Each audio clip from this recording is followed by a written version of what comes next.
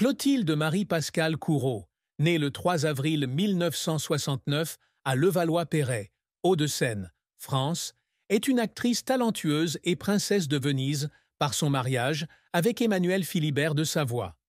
Malgré le fait qu'elle ait vécu sous les projecteurs de sa carrière artistique et de sa renommée royale, la plus grande tristesse de sa vie fut la perte de son père, Jean-Claude Courreau, en 2017, ainsi que la douleur de la séparation d'avec sa mère, Catherine Marie-Antoinette du Pontavis des Renardières, dans ces dernières années, en raison de l'emploi du temps chargé de Clotilde.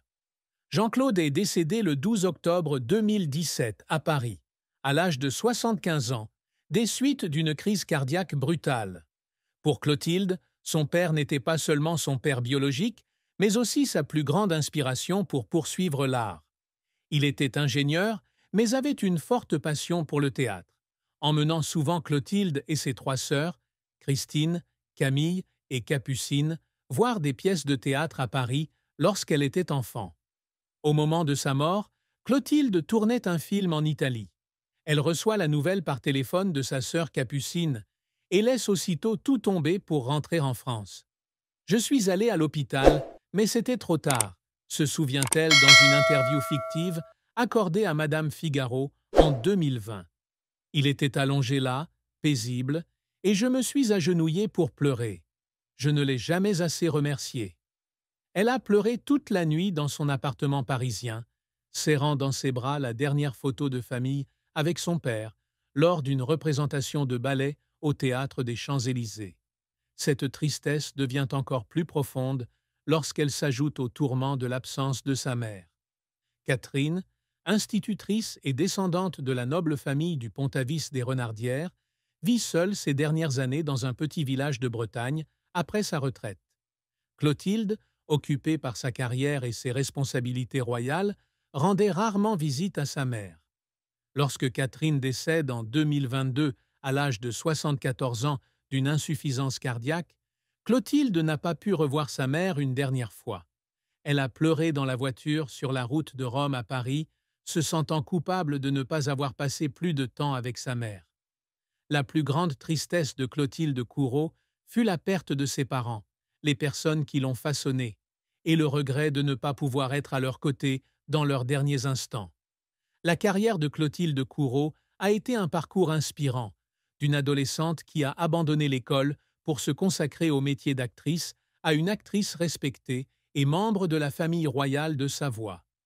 À 16 ans, elle quitte l'école pour s'inscrire dans des cours de théâtre prestigieux tels que le cours Simon, le cours Florent et l'école de la rue Blanche à Paris. Son premier grand succès arrive en 1990 avec le rôle de Nathalie dans Le Petit criminel de Jacques Doyon, qui lui vaut le prix de la meilleure actrice aux European Film Awards et une nomination au César du meilleur espoir féminin. Ce film marque un tournant, portant son nom au-delà des frontières de l'Hexagone. Clotilde continue de briller avec Elisa, 1995, où elle reçoit 2 nouvelles nominations au César du meilleur second rôle féminin et du meilleur espoir féminin et remporte le prix Suzanne Bianchetti. Elle est apparue dans La Môme, 2007, dans le rôle d'Annetta, contribuant au succès du film oscarisé, et dans L'ombre des femmes, 2015, qui a été salué par la critique à Cannes. Elle est également apparue sur scène dans A Slip of the Tongue avec John Malkovich en 1992 et dans des projets télévisés tels que Le Viol, 17, dans le rôle de Gisèle Halimi. En 1998, elle est honorée comme étoile filante du cinéma européen et en 2000, elle reçoit le prix Romy Schneider, confirmant son talent exceptionnel. Cependant, sa carrière n'a pas été sans échec. En 1993, elle est critiquée pour sa performance dans Polski Crash, un film jugé manquant de profondeur, ce qui l'a fait pleurer dans la loge après la première berlinoise car elle a le sentiment de ne pas être à la hauteur des attentes. Un autre revers majeur fut son refus du rôle principal dans Le fabuleux destin d'Amélie Poulain, 2001, en raison de conflits d'horaires avec une pièce au théâtre de l'Atelier, qui vit plus tard le film devenir un classique. Elle pleurait dans son appartement parisien en regardant Amélie Poulain, sentant qu'une opportunité en or lui avait filé entre les doigts.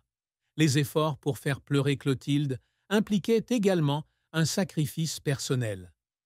À la mort de son père en 2017, elle annule son rôle principal dans un film de Xavier Dolan pour rentrer en France, pleurant dans l'avion de Rome à Paris, car elle se sent tiraillée entre carrière et famille.